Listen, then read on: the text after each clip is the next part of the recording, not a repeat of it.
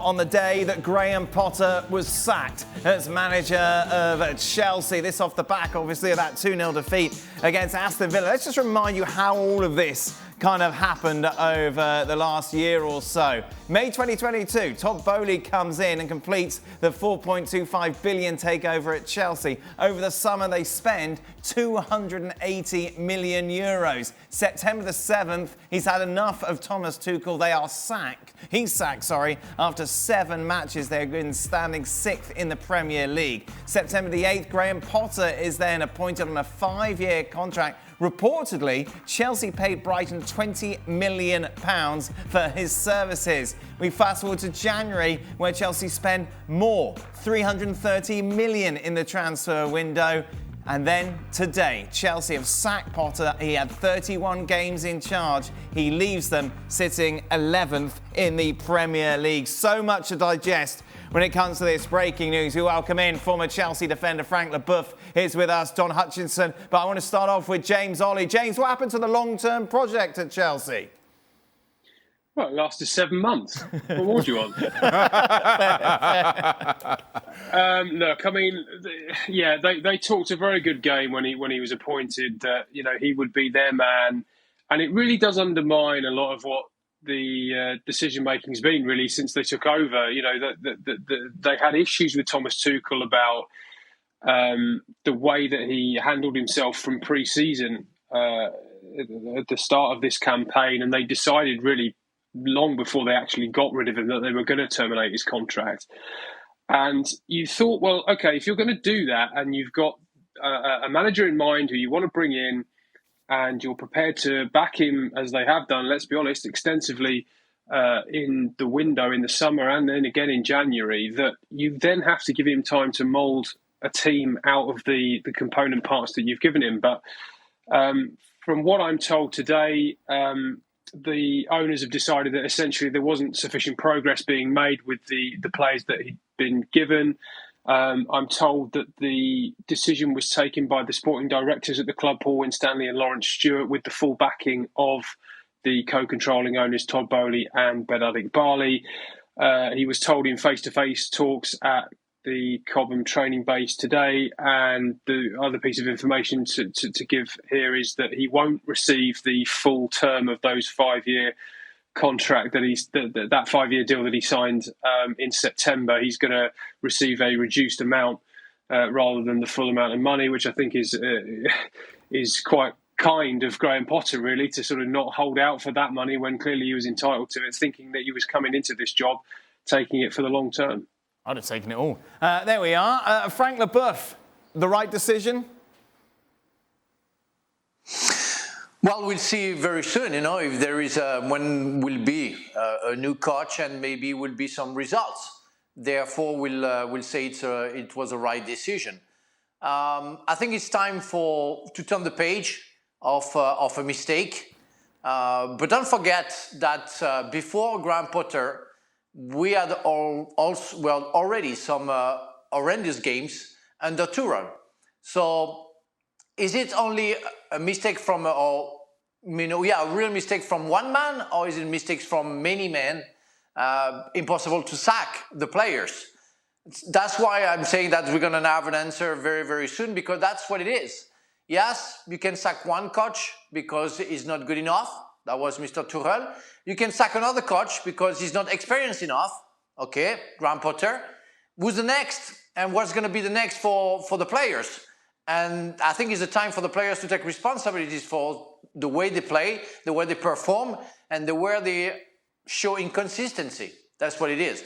But I think it was the time to turn the page, to prepare the next season for sure, and to make sure that they're going to start well the next season and do something good, because I guess they want to have Europe.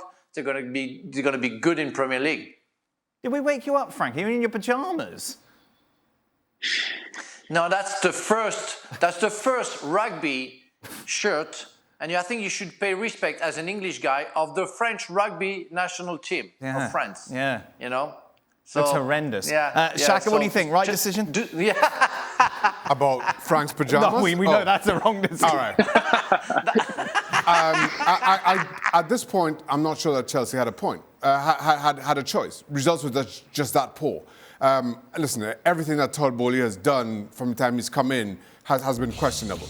The sacking of Tuchel, the kind of mass changes that you've seen both in the summer and January transfer windows, it hasn't at all been helpful. But given results under Potter, I'm not sure that they had much of a choice. The timing of it as well, I think is key. And to James' point, there are a few managers who fit that high-profile bill to come into a club like Chelsea. And you expect there will be a lot of interest in a lot of those managers come this summer. Speculation about what Real Madrid are going to do. Spurs, we already know, are in the hunt for a manager. Who else might be looking? And of that list of likely candidates, it's not that long. And if you're Chelsea and you find yourself, at the very least right now, behind the pecking order of Real Madrid, and you are hoping to get your first choice in, probably now is as good a time to act as any. Are you surprised at the timing, Don? Not really, Dan. I mean, you read my mind on Frank, by the way. I thought it was breaking news that we got him out of bed with his pajamas on, but I'm not surprised. I'm not surprised, Dan. I think when you look at Chelsea, it's a model. It's a model over the years where it is bonkers and a model you really wouldn't want to sort of copy. But in the back of my mind, I actually don't mind their model because they've been successful. They've won Premier Leagues, they've won Champions Leagues, they've won domestic trophies by hiring and firing managers. And although Chelsea and Todd Bowley wanted to go in a different direction, when you spend the amount of money that you've spent on Graham Potter, his backroom team, the medical team as well, then £600 million on players, and you're in the bottom half of the Premier League, Chelsea can't afford to be in the bottom half of the Premier League. So I'm not surprised. I wished him well. I thought something was going to change. I think Graham Potter deserves his chance. But when you lose 2-0 against Villa, and it was a limp display as well, and one of many, I'm not surprised, Dan. Who is the next manager then, James?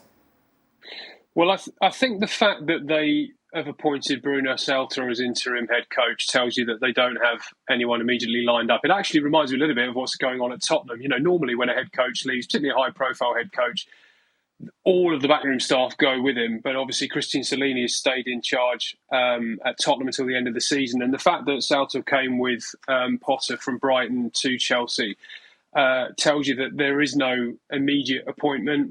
From what I'm told tonight, you don't expect anything to happen in the next few days. I think that Julian Nagelsmann is somebody they admire, and I can understand why he is odds-on favourite, as those odds show, but they are not clear in identifying a first-choice candidate as yet. And also, someone like Nagelsmann, in the same way that he's been linked with the Tottenham job, he's going to want to know what he's walking into in the summer. Does he have a Champions League club? Does he not? Does he have even Europa League? I mean, there's no guarantee that Chelsea at the moment are going to have any Champions League football at all to speak of. And the other thing to point out in terms of the timing of this decision is that Chelsea, as has been documented by the others here, that they've spent £550 million in the last year. If they don't have Champions League football or even European football, Europa League, Europa Conference League football, they have financial fair play problems. They've got to balance the books. And there is some mitigation in there for, obviously, the way that the sale happened with the sanctions against the former owner, Abramovich, and the way that that deal had to take place. But it's not as if Chelsea can go in with a blank checkbook in the summer and go and spend again. They've got an awful lot of players to get off the books. They've got a bloated wage bill. And if they don't have European football, it's not the easy job for... It's not like 2003 Chelsea, 2004 Chelsea, where an owner comes in and says, right, we're going to make this club the best club in England. We're going to take on the European giants. They've got a huge balancing book act to undertake first before they then...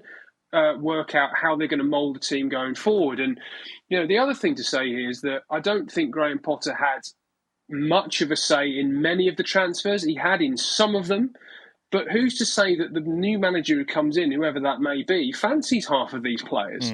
And what does it say to people, you know, Badiashile, Mudryk, who've signed 6, 7, 8-year contracts to say, yes, we're here for the long term, this is our long-term vision, if they get rid of the manager after 7 months? What does that say to that group of players?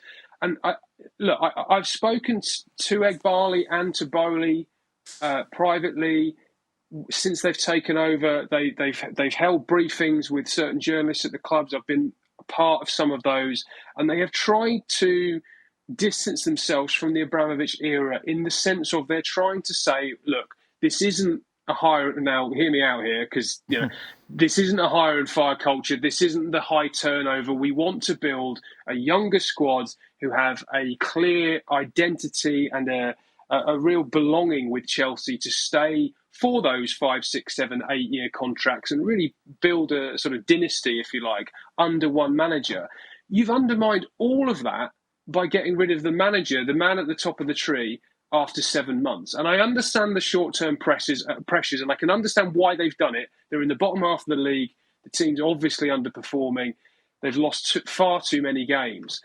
But I think when you're at the start of trying to, instill a new mentality, a new ownership at a football club, to appoint someone and to talk so consistently about long-term planning, and then at the first sign of missing out on Champions League football to go, oh, actually, we're going to sack the manager. What message does that send to the squad and to new signings and to the next manager who might think, oh, yeah, he could come and have these meetings, he could come and have his job in the interview, and they say, right, look, yes, you're our man for the next 4 or 5 years, we're going to back you. And he's just going to say, well, hang on a minute, what did you use the last guy? You said that to him, and he was gone in 7 months. So there's a huge job now for Todd Boehly and Ben Adigbali to convince whoever the next manager is and the playing staff that this is the stable, consistent, different entity that they want Chelsea to be from the Roman Abramovich era. And that's the bigger picture, I think, from the Potter sacking. Well, it's different in one sense. Abramovich never sacked 2 managers in the same season, so they've kind of taken it on from there. Right, Frank, here we go. I just want to keep this simple, all right? Who would you choose as the next manager?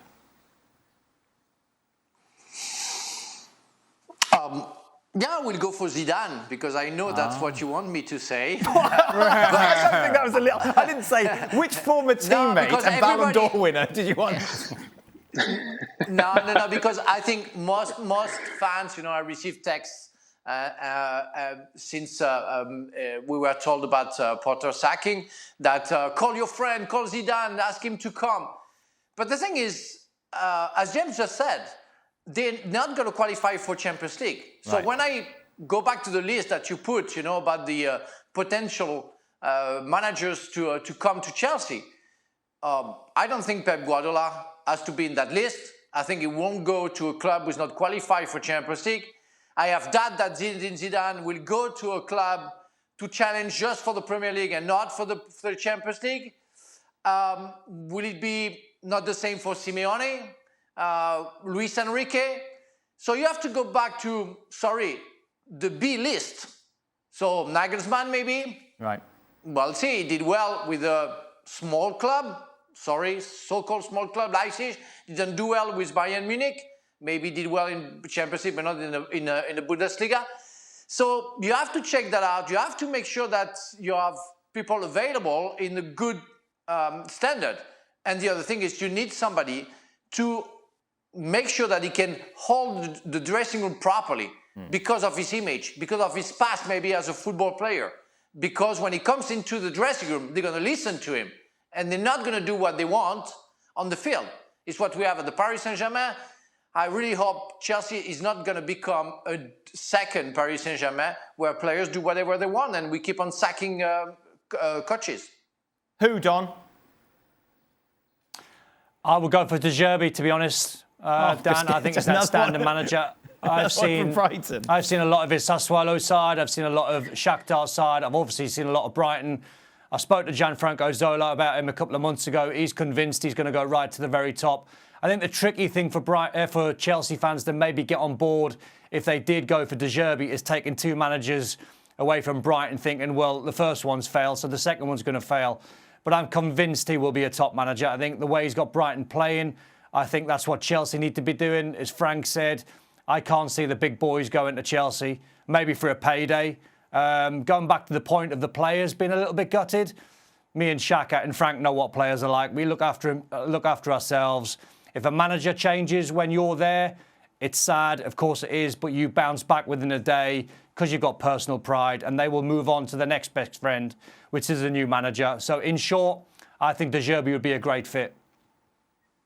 I think and again, I'm going to do as James Oy did, hear me out here. If Todd Bowley is determined to build a long-term legacy under one manager, I think if you're doing that, the first thing you have to get is that manager. Right. Right. Okay. You've already made. You know what my next question is going to be. You've already signed players, as James pointed out, to 7 or 8 year contracts.